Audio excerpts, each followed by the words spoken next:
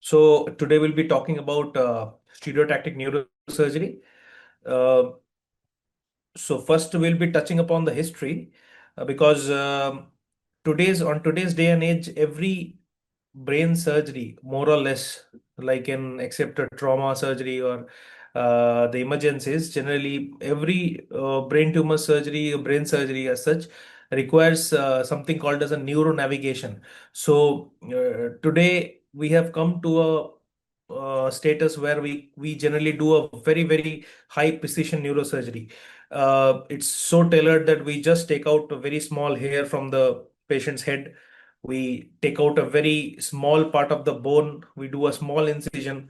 We take small part of the bone. We enter. We do a small corticectomy. We enter and we just take out the tumor and do not touch anything else in the brain. We try to preserve the functional status of the patient as much as possible. So the idea is to give whatever the life that is left, that is going to be left with the patient. It should be a meaningful life.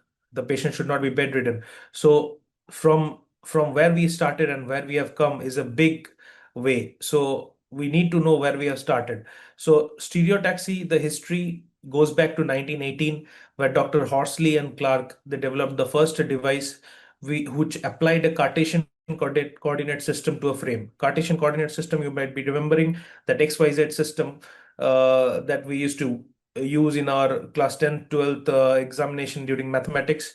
So that particular system was used in a frame, and the localization of the patient's head, the calvarium per se, or the lesion inside the brain.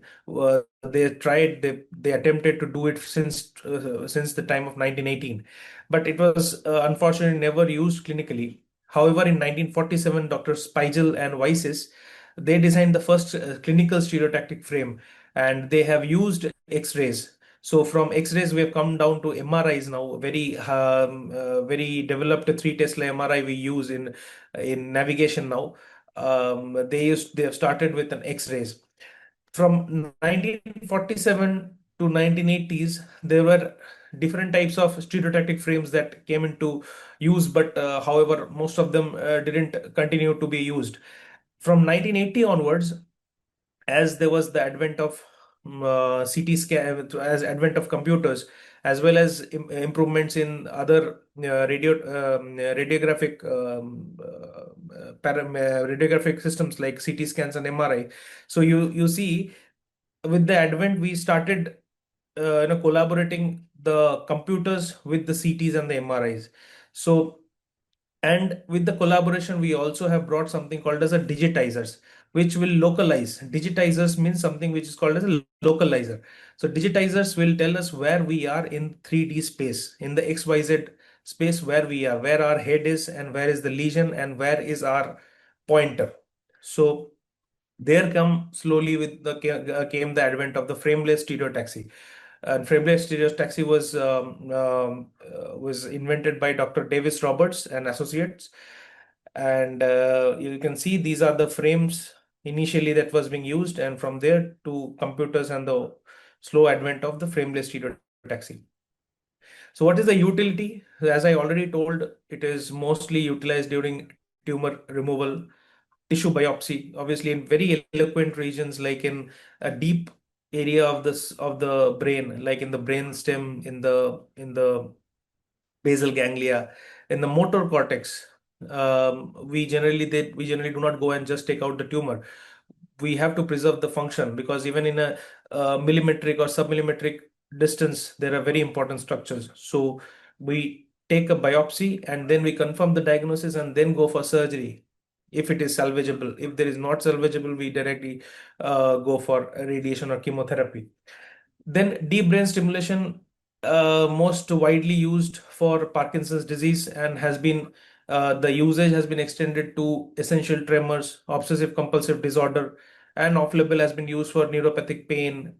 All these things, they also use the principles of stereotactic surgery. And psychiatric disorders like Tourette syndrome and depression are also nowadays treated by DBS, which also use stereotaxy. So stereo means 3 dimension, and tactic means to touch. So we are touching something in 3 dimension, and there is another word which is called as a fiducial that will come across in this particular topic again and again. So fiducial is a point in the space which will tell us where we are. So stereotaxy, the definition is it is a minimally invasive form of surgical intervention that makes use of 3D coordinate system to localize small targets inside the body and perform desired action like being surgery, being biopsy, or whatever, being lesioning. So neuronavigation, which is the newest form of stereotaxy, it uses this principle and assesses target lesions in the brain. So we have got from a beginning to presently, we have got a frame-based one that we have seen initially to a frameless one nowadays. So frame-based one, we need to know a little bit about because they are widely not in use right now, except frame-based are used in DBS. This arc radius system is the most commonly used in DBS and stereotactic biopsy, and majorly was used now is frameless stereotaxy. So something about the arc radius system, the burr-hole mounted system, and the phantom target system we'll just touch upon. So what is arc radius system? So the arc radius system, it works with the center of arc principle, wherein there is a probe. I will show you the photo. This is the arc. You can see this is the patient head. This is the patient head which is draped.